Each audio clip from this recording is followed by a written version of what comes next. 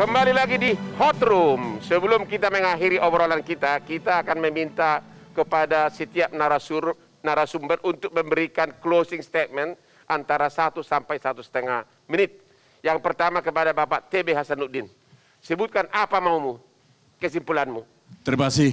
Jadi saya berharap kepada siapapun, para pemimpin di Republik ini, mari kita jaga persatuan dan kesatuan. Begitu, itu yang pertama. Jangan dibiasakan membuat pernyataan-pernyataan yang tidak perlu, yang menimbulkan kegaduhan dan menimbulkan ketidaktenangan kepada masyarakat yang ujungnya dapat meresahkan kita semua. Lebih baik kita berpikiran ke depan. Di depan kita yang harus kita pikirkan adalah bagaimana ekonomi rakyat, bagaimana kesehatan rakyat, dan lain sebagainya. Itu lebih penting dari berbicara masa lalu yang memang kita harus segera akhiri. Itu yang kedua. Yang ketiga, saya akan berbicara juga nih dan saya sampaikan ini ke Pak Adi ya, begitu. Saya mendapatkan dari WA, begitu ya. Film anak-anak untuk anak-anak, film dewasa untuk dewasa, film PKI untuk PKI atau ditonton oleh PKI. Itu konon dari Gus Dur. Nah, bagaimana pendapat Pak Adi yang dulu menjadi rekan saya pada saat beliau menjadi jubir Gus Dur? Nanti dijawab waktu ke closing statement. Sekarang dari Bapak Valdo Maldini, generasi muda yang belum lahir pada waktu pemberontakan PKI. Silakan. Ya, makasih Pak Hotman dan semuanya. Ya, kadang bicara ini setiap September, udah kayak bicara nasionalisme di bulan Agustus juga kadang-kadang. Jadi memang menurut kami ya kita tunggu saja pasca bulan September ini isu ini akan hilang. Kami yakin sekali dan muncul lagi September tahun depan dengan mungkin format yang berbeda atau jelang Pilpres atau bahkan kita sudah tahu semua lah untuk hal ini kan akan terjadi seperti apa. Jadi tidak usah kaget karena masalah utama kita menurut kami Pak Hotman adalah tentang literasi. Jangankan di Indonesia, di negara yang demokrasinya sangat liberal dan ratusan tahun seperti Amerika saja, isu kayak gini ini sering muncul. Dan yang paling bahaya lagi, hari ini semua sentimen kebencian digunakan untuk politik. Kita tidak suka sama keong aja, itu dipolitikin tuh keong. Gitu. Jadi oleh karena itu menurut kami, pemerintah sudah sangat terlatih untuk menghadapi isu-isu seperti ini. Jadi ya kita santai aja. Terima kasih Pak Ray Rangkuti. Ya, saya menyebut tadi bahwa kegelisahan saya itu soal mudahnya kita melakukan stigma terhadap sesuatu hal yang sebetulnya stigma itu sangat memberatkan kita di masa mendatang khususnya kepada mereka yang jadi korban. Ya, jadi apakah itu stigmanya tentang komunisme, apa stigmanya tentang talibanisme, itu dua hal yang sejatinya harus mulai kita hindarkan supaya lebih cermat kita melihat situasi yang berkembang, objektif, dan lebih dari itu supaya kita sama-sama bersama tadi menyatu melihat masa depan kita sebagai sebuah bangsa gitu. Nah oleh karena itu saya pribadi sebetulnya lebih mendorong siapapun yang bakal calon presiden atau calon pemimpin di masa yang akan datang, muncullah Anda sebagai harapan di masa mendatang, bukan berdasarkan harapan di masa lalu. Kira-kira gitu tuh. Nah oleh karena itu bicara tentang apa kira-kira yang perlu kita perbaiki di masa mendatang dengan tantangan yang seperti ini. Sehingga figur Anda dipilih orang karena tantangan masa depan itu bukan karena imajinasi masa lalu. Terima kasih Bapak, sebelumnya ke Bapak kita dulu yang dari Zoom, Bapak Hidayat Wahid. Silakan Pak.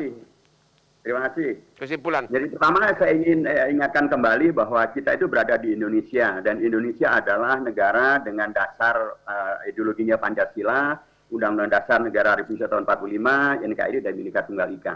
Jadi penting betul kita semuanya, siapapun kita, apapun latar belakang organisasi kita, apapun latar belakang profesi kita, apakah di pemerintah maupun di luar pemerintahan, jadikanlah Pancasila, Undang-Undang Dasar sebagai tolok ukur untuk menilai apakah ini boleh atau tidak boleh, apakah ini sesuai dengan Pancasila atau tidak sesuai dengan Pancasila. Ukurannya amat sangat jelas dan amat sangat gamblang. Kalau itu bisa dipergunakan, maka kita bisa menghindarkan dari stigma. Karena kemarin misalnya ada yang stigma, orang yang kemudian aktif ke masjid, kemudian bisa bahasa Arab, itu adalah radikalisme. Itu kan ngawur. Karena jelas sekali bahwa stigma semacam ini juga menjadi bagian daripada yang memberatkan perjalanan bangsa kita sekarang dan yang akan datang. Satu. Nomor dua, penting betul juga kita menengok ke belakang, bukan untuk berhenti di belakang, tapi menjadikannya sebagai pelajaran.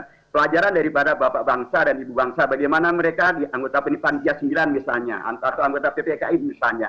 Latar belakang mereka beragam, latar suku beragam, latar agama beragam, latar organisasi beragam, latar belakang politik beragam. Tapi mereka mewariskan sebuah kenegarawanan yang luar biasa. Inilah yang harus kita cerahkan agar generasi milenial, generasi Bang Faldo Maldini dan seterusnya itu paham betul tentang Indonesia kita ini apa. Karena kemudian yang belakang kita juga akan tahu tanggal 18 September tahun 48 terjadi pemberontakan PKI. Tahun 30 September tahun 65 terjadi pemberontakan PKI. Jangan sampai itu terulang kembali. Karena kita mempunyai bukan hanya trauma, tapi pengalaman sejarah yang begitu sangat tidak boleh untuk diulang kembali. Ini juga menurut saya bagian daripada apa yang Bung Karno menyebutnya sebagai jas merah. Jangan sekali-kali melupakan sejarah. Dan yang terakhir saya sepakat bahwa karena ini nanti akan bertemu dengan apa yang tadi diramaikan oleh Bang Hotma Paris Hutapea tentang Pilpres 2024, saya sepakat bahwa 2024 nanti hendaknya jangan mengulangi pembelahan tahun 2014 dan 2019. Karenanya mestinya presidensial threshold itu diturunkan, jangan 20%. Kembalilah kepada misalnya presidensial threshold tahun 2004 atau 2009. Di sana ada beragam calon presiden yang akan kemudian bisa menghadirkan keragaman tokoh-tokoh yang akan bisa muncul sehingga kemudian bisa menghadirkan anak-anak bangsa yang hebat untuk bisa dipilih sebagai calon presiden atau wakil presiden, tentu dengan visi dan misi yang lebih baik atau visi dan misi yang tidak mengulangi masalah-masalah yang akan datang. Yang lalu untuk kemudian bisa menghadirkan Indonesia masa depan yang lebih baik dari sekarang. Terima kasih. Terima kasih. Kesimpulannya sekarang kepada Bapak Adi Masardi. Tolong satu khusus titip pesan tadi. Jadi Pak TB Hasanuddin katanya yang dibacakan film PKI hanya ditonton oleh PKI. Film anak-anak untuk anak-anak, film dewasa untuk dewasa, film PKI untuk PKI. Itu sepanjang saya mendampingi Gus Dur nggak pernah ngomong begitu. Jadi saya bisa pastikan itu bukan dari Gus Dur. Bapak jubir Gus Dur tahun berapa? Sepanjang jadi presiden dan sampai beliau meninggal. Oke, silakan. Nah, jadi terima kasih, berarti nanti sudah mengklarifikasi sekalian apa yang ada di medsos itu. Betul. Ya, silakan terus. Nah, jadi ini kan pelajaran nih. Saya sampaikan bahwa saya ini anti komunis, tapi saya menjadi korban kelompok anti komunis. Ya. Kesimpulan Pak, kesimpulan. Nah, jadi kita juga harus menghormati bahwa kita punya trauma-trauma. Jadi yang anti komunis ya biarin saja anti komunis, yang anti Islam, tetapi masing-masing harus proporsional. Jangan dituduhkan sembarangannya kayak teman-teman di KPK misalnya dituduh Taliban, kemudian habis itu di TBK kemudian dipecat, ini kan kontraproduktif. Nah, jadi soal alarm-alarm ini penting karena komunis itu kan sekarang juga sudah berubah. Jadi nggak kayak yang Bung Hotma sampaikan, Jack Ma itu komunis. Dia pakai pesawat terbang pribadi, punya sangat kaya, nggak ada masalah. Tapi yang penting sistem kekuasaan. Yang musuh kita adalah demokrasi, kelaparan, korupsi. Nah, kita konsentrasi di situ aja, sehingga ke depan itu kita masuk di situ aja. Terima kasih. Terima kasih. Sekarang Pak Ujang Komarudin, silakan kesimpulannya. Siap Bang. Kita ini punya luka yang berat ya terkait dengan PKI. Oleh karena itu ya ke depan isu ini mestinya tidak lagi dikelola untuk pihak-pihak tertentu. Nah, saya Bang Hotma sering mengisi ya 4 pilar ke anak-anak SMA gitu. Betul. Memang mereka tuh tidak paham, banyak yang tidak paham tentang itu. Tapi tugas kita juga untuk memberikan pemahaman itu. Jangan-jangan karena mereka anak-anak milenial, termasuk saya juga 81 milenial. Jangan-jangan mereka tidak paham lalu melupakan sejarah itu. Ini yang bahaya justru. Nah, oleh karena itu ya mengingatkan kembali kepada anak muda Indonesia bahwa bahaya laten PKI itu nanti ada gitu ya, dan bisa jadi itu nanti juga muncul kembali sebagaimana siklus sejarah itu, walaupun kita bisa berdebat di situ gitu kan. Ini warning besar dari Pak Gatot, saya yakin. Itu yang bisa saya sampaikan, Bang Hotman. Terima kasih Pak Ujang. Pemirsa, demikianlah akhir dari acara Hot Room dan kesimpulannya adalah tidak ada satupun dari narasumber ini yang mampu memberikan data bahwa sudah timbul komunisme gaya baru di Indonesia. Yang kedua, namun demikian adanya warning seperti yang diutarakan oleh Pak Gatot, kita anggap itu sebagai warning untuk hati-hati. Yang ketiga, menjelang pemilu 2024, bakal makin banyak politisi-politisi yang tampil Sebab seorang politisi yang handal adalah politisi yang selalu bisa menciptakan isu-isu baru agar dirinya diliput oleh media. Itulah kesimpulan akhir dari Hot Room, dan jangan lupa selalu nonton Hot Room yang selalu membahas yang hot tiap hari Rabu jam 8 malam di Metro TV. Salam dari Hotman Paris dan terima kasih kepada semua narasumber.